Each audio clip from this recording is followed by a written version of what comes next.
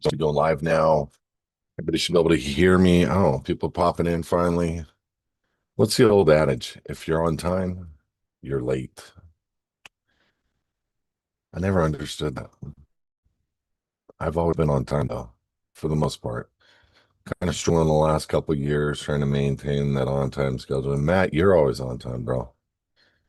Matt's always on time. Anyway, welcome to his advocates question and answer. This is a support system that we utilize here. And his advocates to be able to help people get questions answered that really is nuancy because there's a lot of things to think about and consider. So today we're going to try to get in and out of here, hopefully within an hour. Um, I don't think we should be dragging on. Normally I'm the guy that drags it on. I tell a lot of stories and stuff, and I'm sure some not so interesting, but that's part of my job. You got to put up with that. So first question from Sean. I have filled out a lot of other paperwork from other groups such as David Straight and America's Assembly. I can upload them here. No need. How can I cancel those past documents out? Well, wherever you filed them, just remove them. So if you put them in a public for public notice, just go to that place and say, I'd like to pull it down. And they'll give you whatever you need to do to pull it down. And if they don't, then you just do a notice of non-signature and file it with those documents on top of those documents. And if you're a VIP member with us, we can give you a few documents. Even if you're not, you can go to our website. There's notice of removal of signature docs posted on our website. You can grab and that way you yourself can just create whatever you want. As a VIP member, we can help you curtail it a little bit more, but that's it. It's pretty easy. Next question. I need to close my LLC. Could you help me point in the right direction? I've not showed a profit or filed taxes since 2018. I've had about 400,000 to 500,000 a year in gross revenue. I think you meant to say compensation. And I never showed a profit to the IRS, and I have never heard a problem from them. Well, I can't tell you what to do on the taxes. To close the LLC, you just write a letter to the Secretary of State that you'd like to close the LLC. We have those if you want. If you're a VIP member, just ask for that and we'll give a copy to you. I don't give advice on what to do with the IRS. It's just I don't I don't trust them. I won't pay them. It just is what it is. As a state citizen, there's no lawful authority there. And if you don't fill out W-2 or W-4 or W-9, there is no W-2 or 1099 at the end of the year. Just remember those things. I currently rent a home. How does that apply to potentially removing the mailbox? I also have a car loan of about 18K and 4K of other debt that is all in collections. Um, if you're currently renting a home, you can't remove the mailbox. It's not yours. But the goal is to simply not receive personal mail at all in the birth certificate name, in your all caps name, or in your upper and lowercase name. That's how they get jurisdiction. And I'm only thinking for the people that are worried about an indictment, worried about whatever, which really should be everybody. We just want to walk away from their jurisdiction. And until you take a claim over the name, it belongs to them. And your use of it through the post office shows that you're holding the office of the person, meaning you've got the job of U.S. citizen. That's the best way to put it. So just work on not receiving personal mail. That is, believe it or not, the toughest part. It's controlling other people and how they mail you. It's the toughest part. But it doesn't hurt you every now and then to receive something. You just got to correct the record, call that person, say, stop mailing me at this address with this, name. Use my foundation name from this point forward to receive personal mail. Okay, next question. Um, I research power delivery systems stemmed from early patents by Tesla and others. I have recently had a breakthrough that is likely to be presented to industrialists with a view to licensing use. I have concerns about issuing patents and wondering what thoughts you have in this arena with a view to protecting intellectual property. I'm working through the LPP passport application submitted. Okay. It's actually an outstanding question because it can go so many different directions, and I get it. You want to protect interests that you have. And then when you're protecting it, are you really protecting it? For example, guess who worked at the patent office for so many years and was one of the greatest inventors of all times? Um, One of the smartest men in the world. And it's because the guy got to kick back and read patents all day long and glean from what he was reading. So do with that what you will, but a lot of stuff that came out because of him was somewhat plagiarized. So is a patent really protecting you? A lot what people will do, I mean, no offense, but what people do with patents is they'll create the same product or close to the product in China, run it for a few years, and by the time after you've spent a couple $1 million in legal fees trying to get them to stop, they've moved on and done it through another company, another name.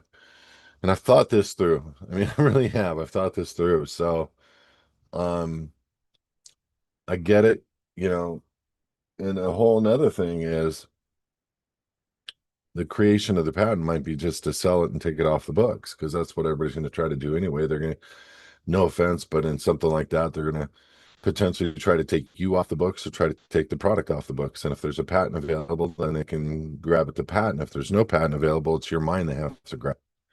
So think about it in that regard, or both. And I don't want to go too deep on that, and I don't want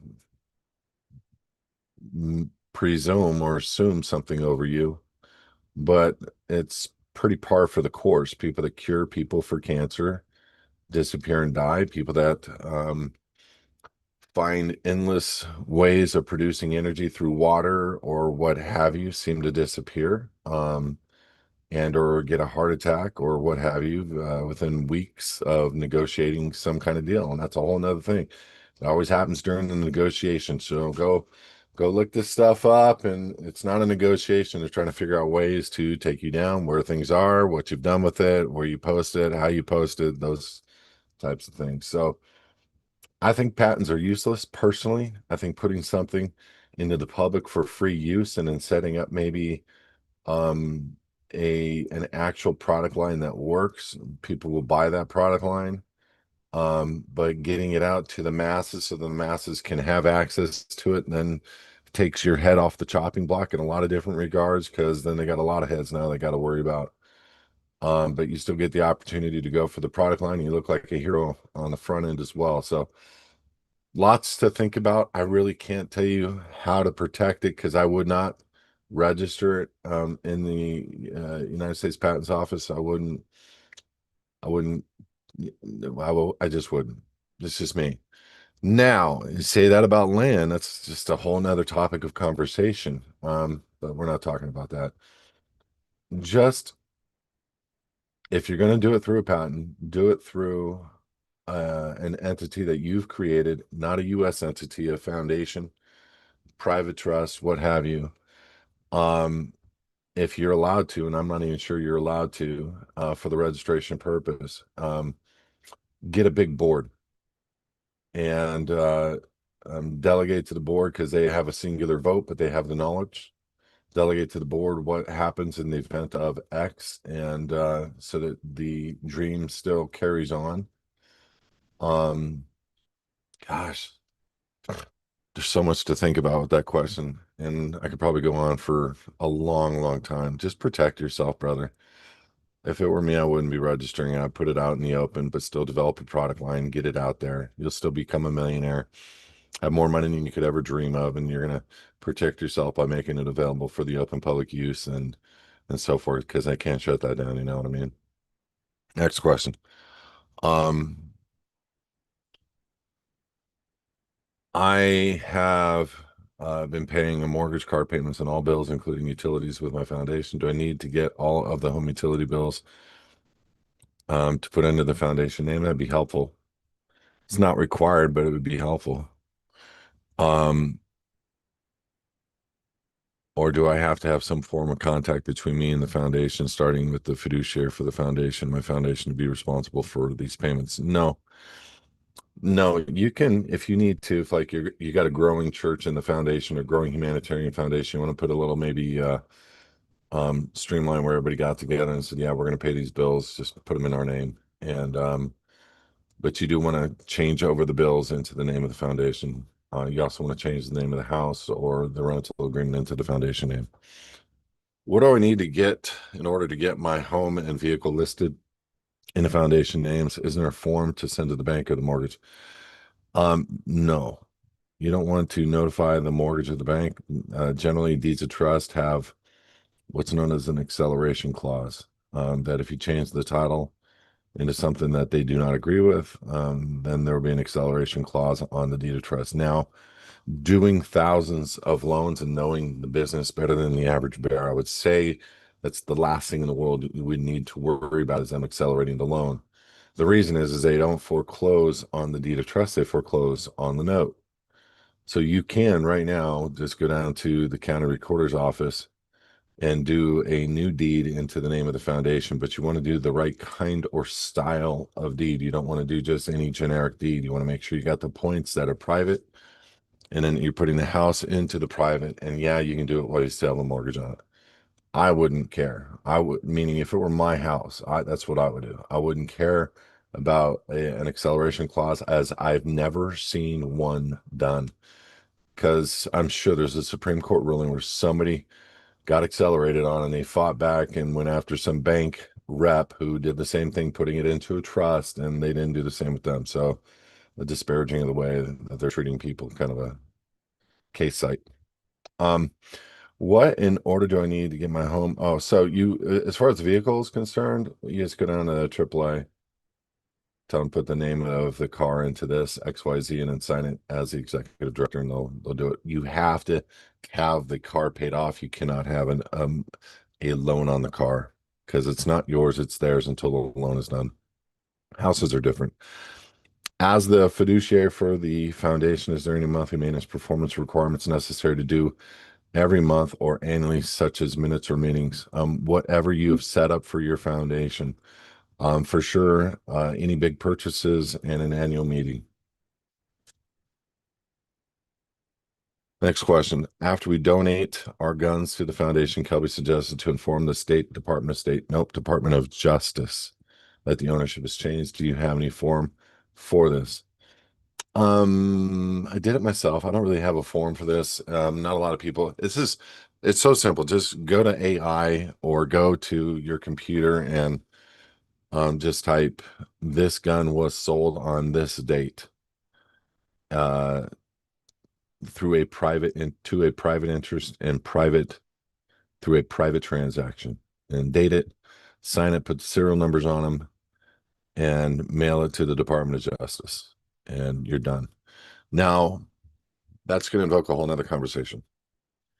If ATF or Department of Justice or police or anybody comes to your house, there's some great YouTube videos you need to watch about what to do in the event that that does occur.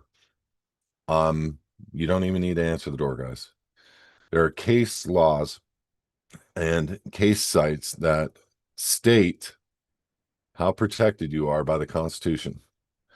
And answering their questions, you is moot. Like, are you this? Are you that? Do you still own these? It's none of your business. Yeah, we want to inspect these guns. No. Yeah, I'm sorry, I don't answer questions. That's all you got to say. I'm sorry, I don't answer questions. Um, are you this person? I'm sorry, I don't answer questions. Did you send this note? I'm sorry, I don't answer questions. I'm sorry, I don't answer questions. Or just don't answer the door. They can bang on the door all they want. They'll go away after a period of time. If they want to do the embarrass you routine where they yell it out from across the street and your neighbors are watching, answer the door. I'm sorry, I don't answer questions. And stay there for an hour. You do not need to let them in. You do not need to show them your guns. You do not need to answer their questions, period. Okay?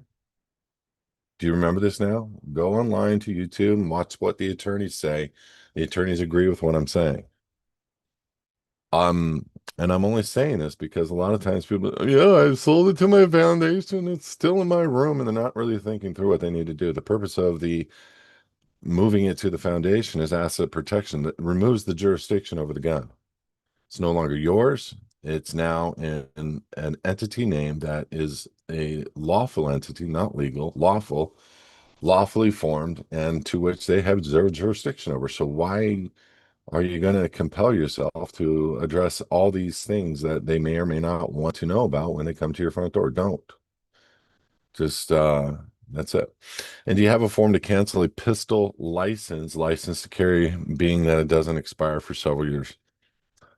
Um, it's just, you know, a simple letter. Do not wish to have the concealed weapons permit anymore. I wish to be removed from the database immediately, kind of a thing. But ask yourself, because there is a lot of laws that pertain to what you have to do in order to properly carry a concealed weapon, and what you have to allow. It's a sheriff to come to your house and inspect, all kinds of different things that you're allowing. The reason why I'm in such a disagreement with concealed weapons permits is there's Supreme Court rulings, even here in California and nationally, that allow you to carry a gun. Um, so long as you don't have any issues, pre-existing warrants or cases or felonies that or parole or probation affecting your ability to carry. That's just a fact. And in California, I had a case out of San Diego, stipulated that anybody has a right to carry privately. Now, it doesn't mean you can carry into a bar, doesn't mean you can carry into a private establishment without the owner's permission. But in the public, you have a right to carry both privately and also in the public. And people don't even know that you can't even so much as get harassed by a law enforcement officer if you're carrying in the open in California. So imagine how many times have you seen somebody with a gun strapped to their side walking through, anywhere? And you just don't see that. But it's lawful. So, there's a lot of times you don't see where people carrying concealed either. But it's not just lawful, it's protected by the Constitution and by the Supreme Court. So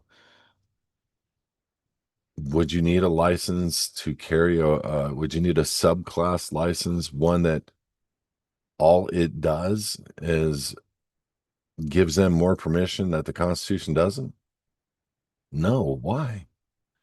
Now, some people don't know how to handle a law enforcement officer when they get pulled over. Some people will jump a fence to tell the person on the other side of the fence, I just broke in to your property. I'm here to see the concert without your permission. And I'm sorry, but I'm here because they don't know how to keep their mouth shut. And I always just say respectfully, just remember these words, respectfully, I don't answer any questions. And just keep your mouth shut. You know, some people think they can touch your body and inspect your body to see if you have anything on you. Cops cannot do that. Some people think that they, have a right to go to the next level based on certain things they have seen or witnessed. And, you know, guys, look, don't go to a concert, don't go to a bar with a gun. Don't go to the obvious places. And if you're going to carry in your car, what I would do is I just carry it in a safe. Why not?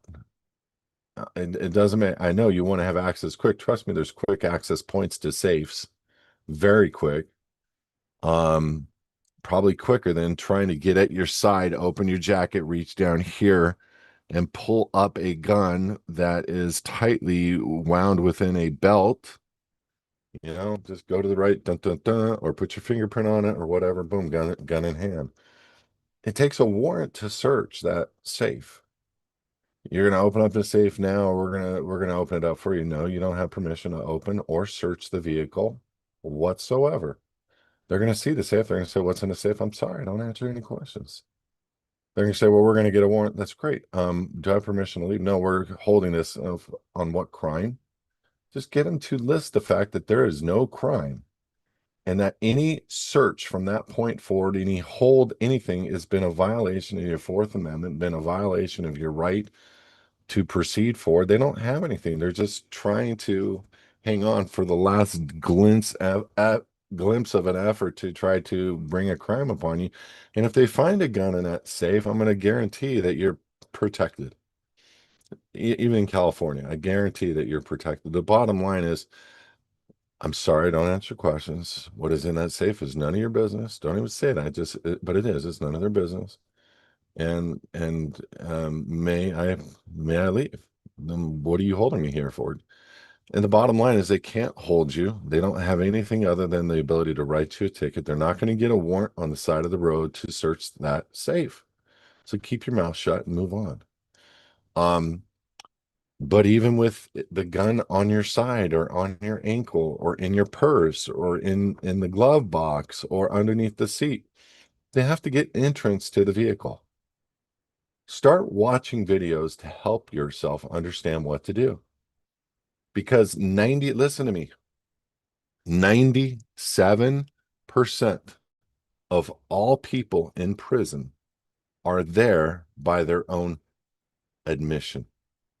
What they added, okay? Omission by what they stated.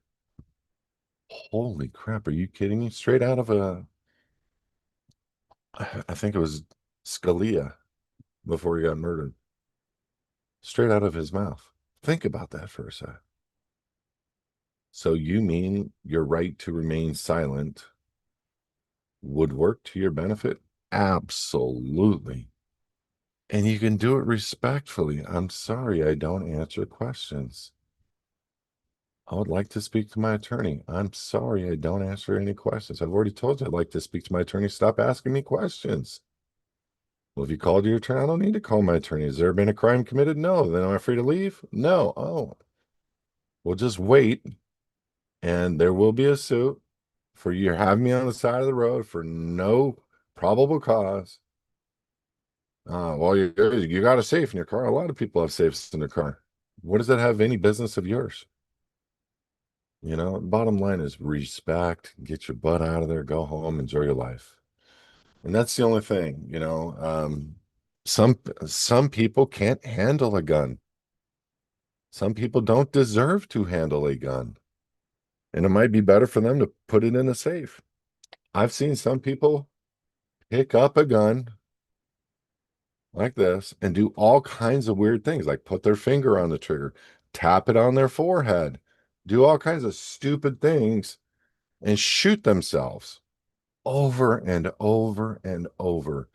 Gun safety is beyond anything as far as importance is concerned.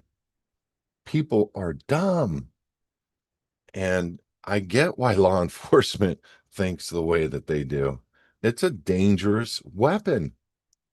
And somebody that doesn't know how to use it can kill themselves, kill their little sister, kill their brother, kill their mom, kill their dad. Somebody that doesn't have respect for it can kill somebody. I get it. I get it. Some people shouldn't be carrying, like they have not gone through the procedure of disarming a weapon enough times. Like they'll just pick it up and look at it and go like this. You've never done that, man. I've never done that. If I'm picking up a weapon that I don't know about, I mean, I've seen a lot of people shoot themselves. You got to be able to unload the weapon. You got to be able to inspect the chamber. You got to be able to rack that thing, look down the hole, see if anything's in the barrel or in the magazine. You got to be able to clean out that weapon yourself. You got to have respect. And some people can't even go like this on a firearm because they're not strong enough. Some people will immediately, oh, this is cool, and point it at everybody in the entire room. I've seen it over and over. Some people have zero clue. My father, as a kid, had two Colt 45s. These were 44 Magnums. They humongous bullets, six shooter revolver hanging from the bedpost, one on each side, bullets all the way around. Looked like I was in Cowboyville, and I'd always look at him. He's like, all right, sit down. He taught me how to respect the power. He said, I want you to see something. He took all the bullets out. He said, do you see all the bullets? I mean, yes. And he pulled the hammer back and he said, touch the trigger. I touched it and the trigger went, boom, hair trigger. He first showed me how scary it was and how soft you had to touch that trigger to pull the trigger. He then taught me firearm safety. He taught me how to clean it. He taught me how to fire it. He taught me when and how I should point it, and only in the time of X, X, and X. He said, anytime I wanted to come up and look at that gun, I had permission, so long as he could be there. He took the fluff of the idea of me being curious completely out of the equation and took it from curious to absolute fear and respect. From that day forward, never pointed a gun at anybody. From that day forward, never picked up a gun where my finger was on the trigger, where it was pointing up or sideways or anything. It was always down. From that day forward, I opened the gun and I emptied the gun.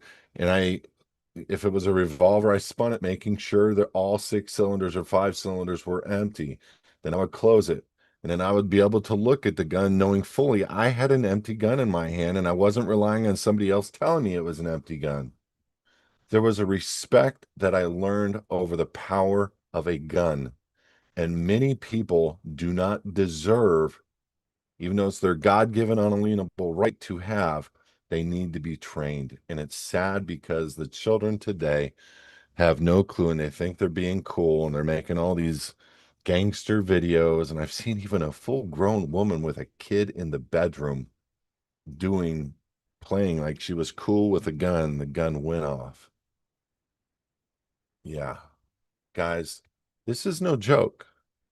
You should be trained before you pick up a gun and you carry it. You want to go out into the public and you haven't fired 1,000 rounds with multiple gun safety courses, you're an idiot. You're an idiot. If you have the audacity to think because I've watched a couple of videos online, I can go and hold a weapon and walk around the public. No, no, no, no. No, you have to have gun safety courses. You have to have training.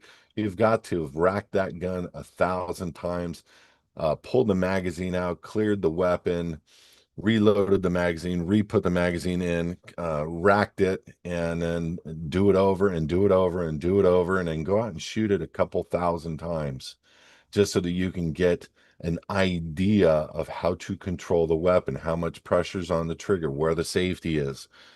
I can't say this enough. I can't say this enough, but it is your God-given unalienable right, period. But it's also, as a parent, as a husband or a spouse, it's your duty to properly raise your children and to train them that the only time that is ever to be pointed at anybody for any reason is because you intend to kill them for self-defense, period.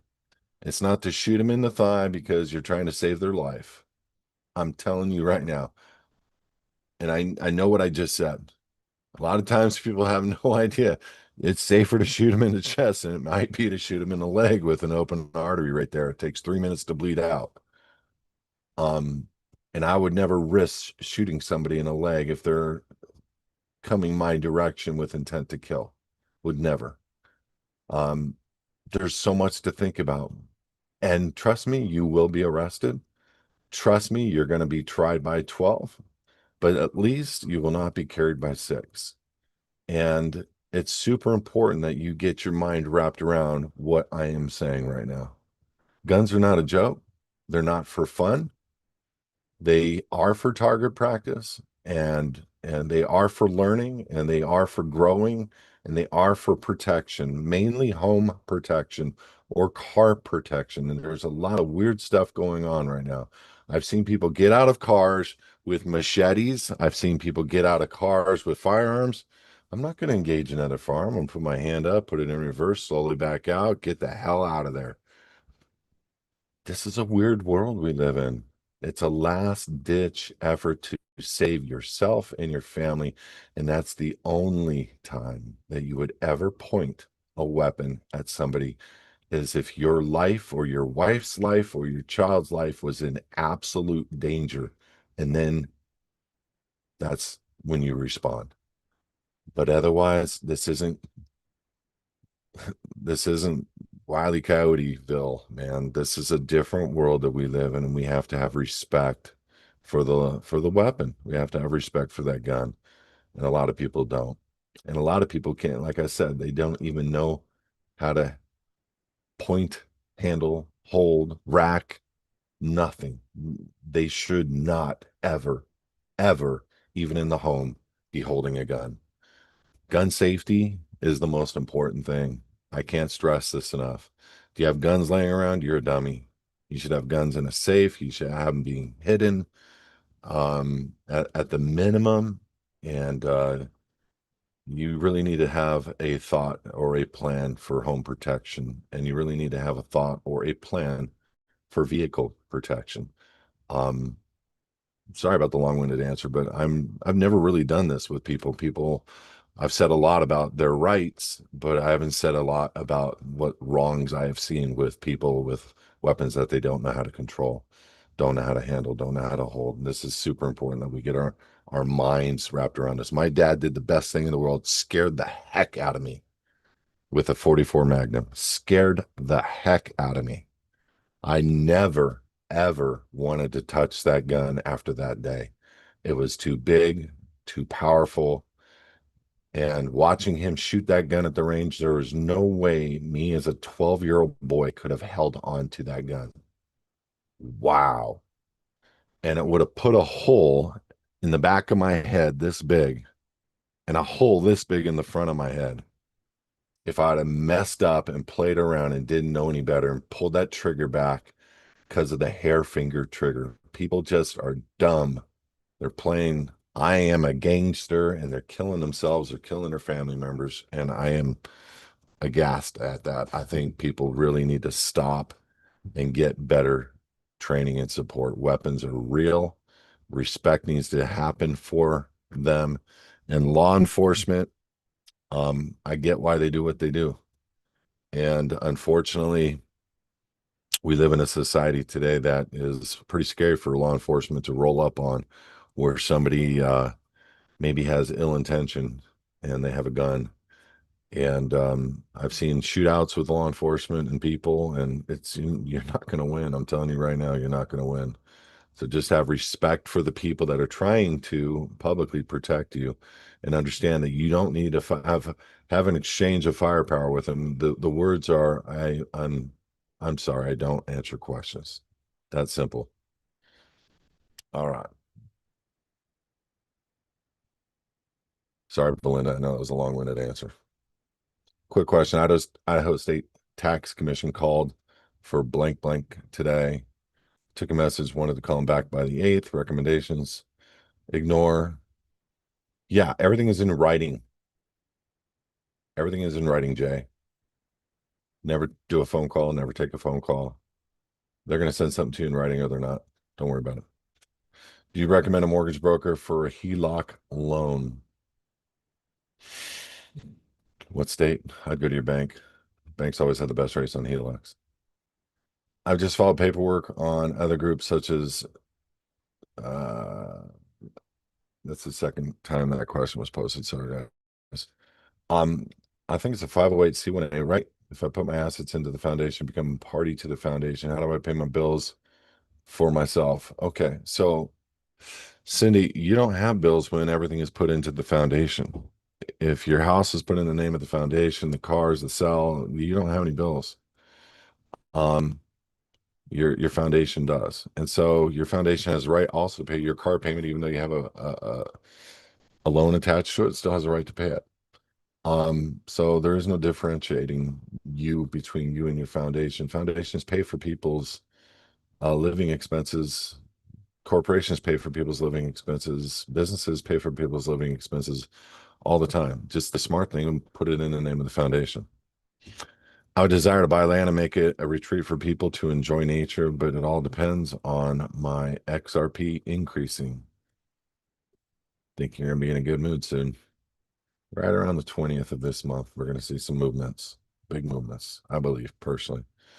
Um, so I can fund this project or Nessera promises come through. I'm living in a retirement and a small cattle business. I recently retired from a corporation and would like to start a small business of some form of passive income. Does a foundation need to continuously make income or receive donations? Nope, it can receive them as they come. And it's called contributions. Donations is a trademarked word for 501(c)(3)s. Can I be generational? Can it be generational? And what happens when I die? Are there heirs or beneficiaries? No, there's no heirs and there's no beneficiaries. And this is why it's so beautiful. When you have a trust, you end up with a taxable event. Private trust, public trust, doesn't matter. The beneficiary, that means you're going to separate the assets, sell the assets, and the beneficiaries are going to be paid and they're going to get a 1099 in a lot of different cases. What you want to do is put everything in the name of the foundation, do a standard operating agreement within the foundation. If I pass, this person's going to take over. And it could be children, a child, or children. And just teach them, look, the asset bypasses probate, the asset bypasses death, capital gains. Why wouldn't you all just be smart enough to keep the asset inside of the foundation and use it for generational wealth? You can always borrow against the asset. The foundation can contract with people to get a loan against it. Um, I wouldn't, but you can. And the bottom line is, I mean, because sometimes people want cash now instead of just waiting. I don't play the debt game or the debt instrument. I don't like it. I don't, Robert Kiyosaki and these guys out there that get super hyper wealthy using debt instruments and increasing the value of something, then reappraising it and then borrowing against it. I don't play those games. And there's a reason they're going to get caught with their pants down. And Robert Kiyosaki's getting caught with his pants down right now. And many other people, as the markets change and things happen, they're going to get caught with their pants down. And you know what? People that have no debt going to be in a great position. So, um, just teach your children to live within the means of the foundation. Teach your children, and you can write what looks much like a will within the foundation so that people are coming into the foundation have voting rights, but you have really one or two people that are making the decisions on behalf of the board who are a party to the assets of the foundation. Basically, you can say this person is going to receive X amount of income on this property, or that person could just have X amount of their bills paid, or that person could have their own foundation, and you can pay that person's foundation through your foundation. There's all kinds of ways to approach it. But the second you have a beneficiary, you have a taxable event. And also you have the entirety of the package broken apart, meaning you created this private trust, beautiful thing to skirt all these taxes and you get to the same point where you die and you pass the asset on and then boom, you have a taxable event because they had to sell everything to get the cash out. You want to teach them to stay together and then bring it through generational wealth so that their kids can have a tax-free environment on an asset that's forever going to be the same, where taxes will not increase per se on a lot of these properties because they're held in private foundations and so forth. And out here in California, there's all kinds of exemptions to real estate property tax laws. Please explain how this works and my requirements and how this functions. I just did. I hear things about wrongdoing with the Clintons Foundation and the Rockefeller Foundation, but I didn't hear what the consequences were of them. There were none. The Clintons Foundation, I knew of the guys that did the audits on the foundations, and they're 501(c)(3)s under the IRS, and they must be being held over a barrel or something, but they are not ever in trouble for anything that these guys do. I don't know about the Rockefellers Foundation. I've never done any work or investigation on it. But the Clintons are upside down with their foundation. They gave the daughter, I think it was $1 million or $900,000 straight out of the foundation for her wedding. But worse than that to me was uh, Hillary Clinton, while she was Secretary of State, was receiving large donations from foreign countries directly to her foundation. Like she would go to, Egypt, and next thing you know, a large donation. It's crazy. It's just crazy. Yeah, the most corrupt family in the world, in my opinion, one of them. But they're just pawns. They're low-level pawns, and they're just in the public eye as being destroyed, but they're protected, and you will never see them in jail. I'm not even sure they're alive, to be honest with you. I know people say they are and all that stuff, and I see them occasionally, but who knows? I also read that getting a letter from the IRS verifying the tax exempt was helpful to open up a bank account while not necessary. It just makes business simpler. Yeah, you can get a letter from the IRS that the foundation is tax exempt. Never had a need for one. And I've always told the bank, there's no need for that. And please open it up. Comment, we grew up with firearms. We shot them competitively and hunted often. Firearm safety was always at the forefront. Yep, 100%. Thank you for that comment. I'm looking for questions now on Zoom. Yeshua HaMashiach is the beneficiary of the foundation. Boom. What EIN category do you choose? Church or church-controlled organization or another EIN category? That's a proprietary thing based on what it is we are forming. But you can use other exempt organizations, and that would work as well. They don't really, just to tell you, they don't really need to know. I know they want to categorize something. It's important for them to categorize something, but it's really not that important because the entity itself is private, unregistered. So you're really just making an admission of hello, church, other exempt, whatever. And being that it's private, they can't do anything about it. It's untaxable forever. And then we do a notice letter to the IRS after the fact. But moving to Texas from California, where I got my deal as a teen, how, as an adult in Texas, do I go about getting a driver's license as a state citizen? I wouldn't really do it until I was asked to do it or really had a need to do it. The ID in California is sufficient for ID in Texas. If law enforcement's asking you where do you live, I'm sorry, I don't answer questions. I live right here, right now, but I don't answer questions. You don't need to. They don't need to. And with all due respect, you can keep a PO box on a California driver's license forever and use it. And we have people using South Dakota driver's licenses for all over the country. Um, and just remember something: be respectful, but you don't need to answer questions. And they want to say you have to be here for over 6 months and you should have this. And if you're here for this, and they're going to try to trap you into a statute or a code, just keep moving on, keep out of the statute of the code. And you do so by saying, I'm sorry, I don't answer questions. Do you have anything further? I'm sorry again, I don't answer questions. Anything further? I'm sorry again. I would like my attorney now. Is there anything further? Please stop asking me questions as I'm not going to address any further comments or questions from me as I've asked from my attorney, but you're restraining me from being able to do so. Am I free to leave? Just don't answer questions. Okay, next question. We own property, condo in Maricopa County, Phoenix, Arizona on September 20th, 24. I filed the AZ general warrant deed prepared by HISA for Maricopa's County Recorder's Office. At that in-person filing, I received a receipt for the filing, copy of the warranty deed stamped exempt per ARS 11-1134. The Arizona general warranty deed for our condo was prepared for us by June 2024. The warranty deed was notarized on July 24th.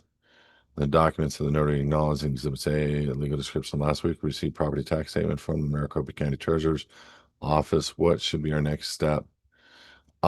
There's probably another step that if you got a tax exempt, that might be the transfer taxes exempt, which has nothing to do with property tax exempt. So what I would do is just take the next steps, just go in there and say, look, we're a private church. I'd like to have the property exempt on the taxes. What is the form requirement that you do to show that exemption? And work with us on that form to get it done for you, Dave. How do you manage to still carry a gun in with your California CCW if your guns are no longer registered to you? Who says I do? And who has it? Oh, you're asking for yourself. I wouldn't have a California CCW because I do understand that California requires that you have guns that are registered to your name. Those are the ones that are going to be registered to your CCW and to you. So if you're going to be removing your guns and putting them in a trust or a foundation, you're going to get rid of your CCW because it's going to become moot. You're going to be out of compliance. We can use a stamp for endorsing our foundation checks according to how you suggested. We sign the back of the checks. Can we? Yeah. Yeah. Where is it? Are you asking me what the endorsement is?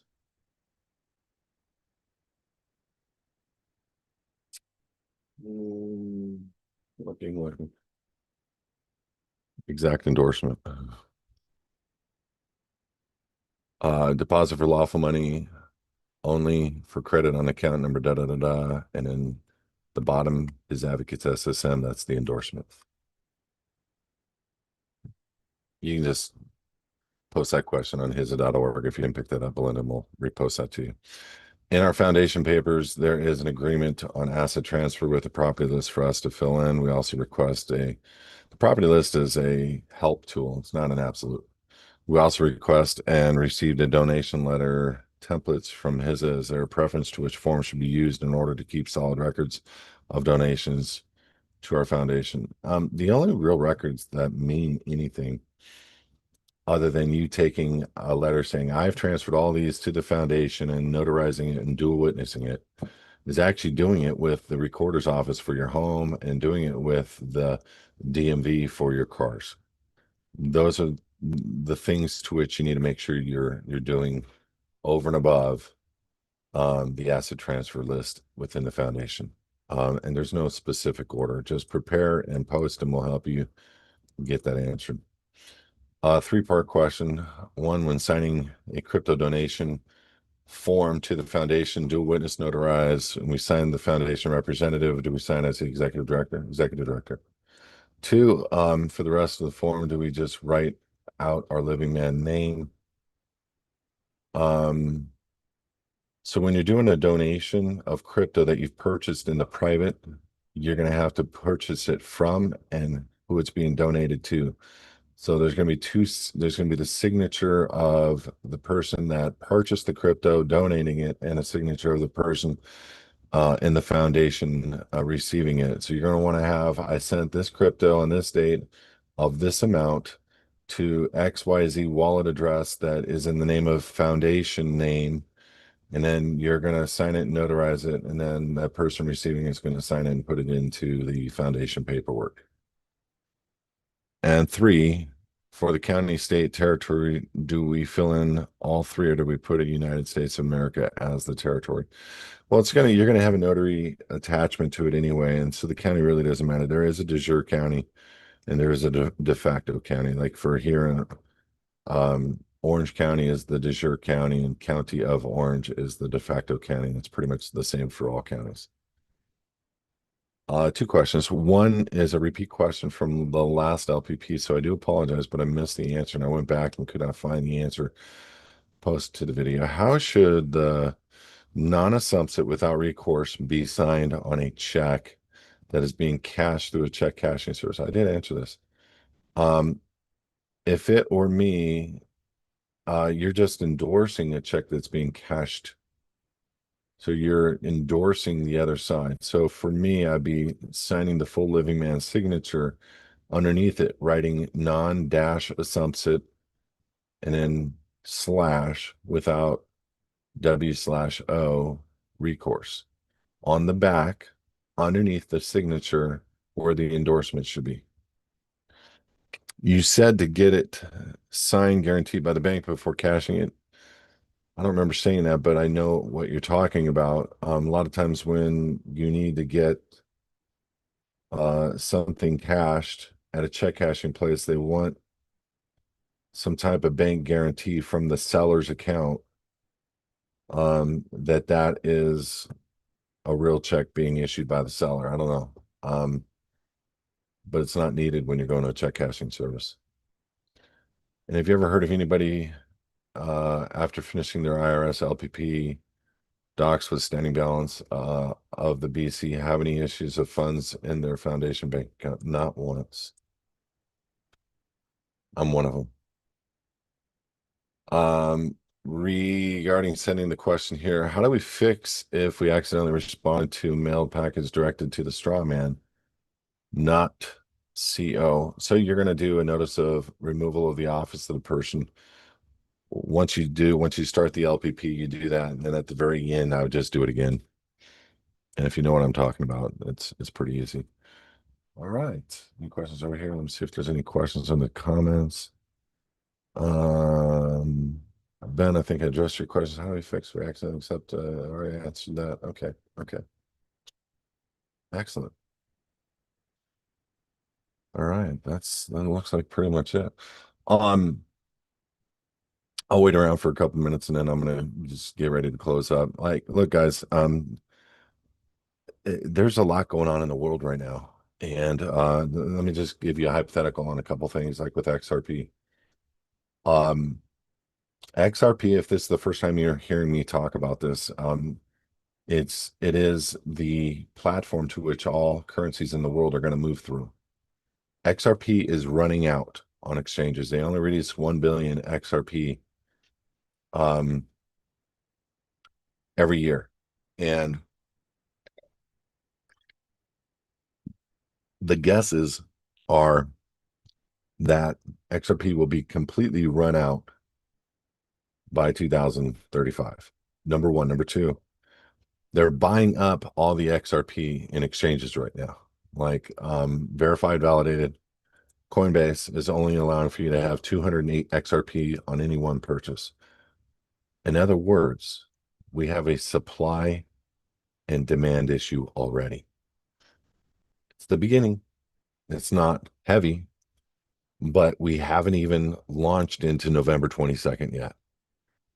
There's big meetings, FOMC, IMF, all kinds of meetings that are coming. And what you're going to ultimately end up seeing is the playbook being rolled out where XRP and anybody holding it will be wealthy beyond any measure they ever thought. I am so sure on this. I have been getting anxiety for the first time in years because of how close it is. And I've had dreams, I've had all kinds of things coming about and all kinds of stuff coming up, and God has been tapping me and tapping me. And I'm telling you right now, we're at the forefront of the start where you can see XRP probably by the end of the year at 10x, meaning $30, or more. And if it isn't at $30, calm down. You know, it's going to be at something great. And the reality is, yeah, many people that have been listening, this is really kind of the last time you're going to be getting it this low. So do whatever you can. It's not too late. I know because I didn't get it at 20 cents or 10 cents or 5 cents. I didn't get it at that, you know. You really need to focus on shutting the coffee down and going in and buying yourself the XRP. Um, yeah, there are going to be extra currencies out there. I'm going out for you guys. I'm going to start looking at many different opportunities out there pertaining to where to place XRP and smart contracts that will allow for us to get rates of return to 20 to 30% per annum. I'm going to be meeting Jake Claver this month. He's all over the internet with XRP and the first fully functional crypto um, repository with a return rate fully insured by Lloyd's of London. Supposedly, I have no idea, but I'm going to meet him. Um, and we got lunch and dinner planned, so we'll see how that goes. But I just wanted to give you guys a heads up that um, You may wake up one day in the next month or two and look at your accounts and you're done. That is not the time, and I'm going to say this with a warning. Um, that is not the time to put your head up and get it lopped off. Buckle down, breathe, relax, and know that I'm going to read you something. I'm looking on my phone, and know that the tricks are coming from everywhere. Kelby, I'm sorry I had to cancel our consultation today. Something devastating happened. What happened? He said, I lost all my cryptocurrency. I said, what kind of device did you have? He said, Trezor. I said, was it Trezor or was it you? He said, Trezor. Then he said, I got a scam call. I can read on. $500,000 gone. So was it Trezor or was it him? It was him. We need to watch out for every single element. Now, I've been studying and studying daily on hard wallets. Even Jake Claver recommends the same wallet that I use, but I have second thoughts about the wallet I'm using for several reasons. And I'm looking into all different elements and aspects of hard wallets, and I'm going to share it with the VIP members again tomorrow morning at 8 a.m. The HISAdvocates VIP members. We meet Tuesdays and Thursdays and we talk this thing through. But I have been investigating these hard wallets, and it's not just the hard wallet, guys. It is you. You know, there are some scams out there that seem so real and so legitimate, and you get sucked into it. Next thing you know, it's all gone. Like I got involved in a phishing scam on my phone, and I reinstalled some software, and it asked for my 20 words to reboot my crypto.com account. I'm like, wait a minute, why would they create a crypto.com 20-word passphrase when crypto.com doesn't even have one? And I started really thinking there must be something I don't know about that they're just trying to run a scam on. And that's exactly what it was. And the bottom line is we need to be the vault. And the first part about being a vault, and I'm going to share with everybody in the morning, but the first part is shutting your mouth. You do not share with anybody what you have, what you hold. Listen, we're going to all get together and we're going to celebrate. Probably some boat somewhere, undisclosed, Fiji, big rented boat. And we're just going to celebrate what we've done over the last 7 years, which is bought, kept our heads down, kept our mouths shut, got it done, got it into cold storage. And now we have it moving into vehicles through mainstream investment houses that are giving us a rate of return on our investments. Would I put it all into an investment house? Heck to the no. You know, even telling somebody how much I have, I don't do. Telling somebody where it's being held, I don't share. I don't say where my keywords are. They're not here. That's all I'm going to tell you. Don't come here. I'm going to shoot first. And I don't have them here. Just saying. Don't have them here. Um, Super important. We live in a different world. The vaults of the past are no longer the vaults of the future. The vaults of the past are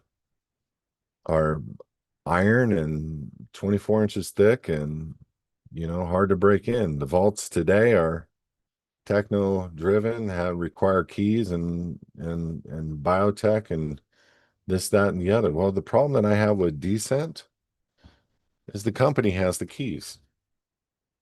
The company has the keys. Yeah, I trust them, but I don't trust, you know, maybe a guy at the company. I don't maybe trust the country to which they're in. I have to make a decision based on multiple things. I don't care about use case or user friendly anymore. I care about making sure our crypto assets are going to be forever held in vaults that are private and they don't know where they're at.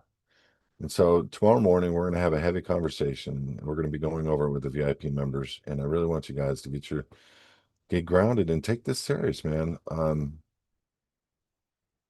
I've had multiple friends lose money on scams. Don't get scammed. If you don't think something is real, it's not real. If something looks like it's asking for your keywords, call me, call a friend, get your buddies on the phone. Do not give your words up. Do not give computer access up. Make sure you don't go to websites they're asking you to go to take over your computer. Make sure you have VPN set up. There's all kinds of things you have to think about before, because when you're a billionaire, and there are a few of you, and I know how much you have, because you told me that are going to be billionaires. There are a few of you. There's a lot of you that are going to be in the hundreds of millions of dollars. Shut your mouth. Love you, but please be quiet. Nobody needs to know what you have. And you can set up structures within your foundation to help many, many people beyond your life. But you got to do it right, and you got to think it through. And this is why you got to stay tight, and you got to know what research has been done, and then make up your own mind. I'm very excited about our future, and we're right there. And the anxiety is coming up, and I'm trying to figure that out. Like, what is that? What's the warning, Holy Spirit? What is the warning? Because I don't get anxiety for anything. So there's something happening in the spirit, and I'm just trying to think through what that is, and just know we're here. We are here. It's going down for sure. Banks must be on the compliancy uh requirements for international transfers onto ISO 20022. And that means for us that the cryptos to which we hold are going to be the rails to which all money is going to be moved. And you're going to watch, because of the ETFs, because of the legislation coming through, because of the fact that Ripple is the only cryptocurrency approved by the Securities and Exchange Commission as a currency, because of many, many, many, many, many, many things. We could be at the forefront of being the new 1%. Buckle down. It's going to get fun, but we need to make sure that we check ourselves and get a little humble and know that the other side of this is it could be a very great thing. God bless you guys. I will see you next Monday, 4 p.m. Pacific, for Q&A. Tomorrow VIP. And I may do another Q&A on Thursday, not sure. Just depends on how many questions come through this week. But otherwise, enjoy your week, and look forward. Church prayer call Saturday, 9 a.m. Don't forget about it. By the way, my book, guys, it's #1 in many different categories. We achieved on Amazon. Do me a favor, pick this up. It will explain state citizenship to you, and why national, American national, and all those little things are a joke, and what they tried to do to take our sovereignty from us through sovereign citizen BS. This book explains who we are in law and why you want to be a part of it. Go to Amazon. What does it mean to be an American? Right here, Kelby Smith, the author, one of the 3 authors. I'm the main author, but I did hire people to help me put this together, and they're good friends of mine.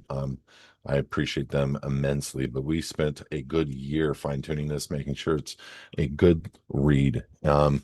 I am going to be at the Republic event speaking in front of the people on Saturday and Sunday of the 17th and 18th in Colorado, Breckenridge, Colorado. If you all want to come down, I'm hoping to get my books delivered before then. If I do, I'll be there to sit down with you guys. Even if you have a book, I'll sign a new book for you, and you can give that book away. And if you're an LPP member, I'm going to donate a book to you with my signature on it. God bless you guys. Thank you. Have a great, great week. And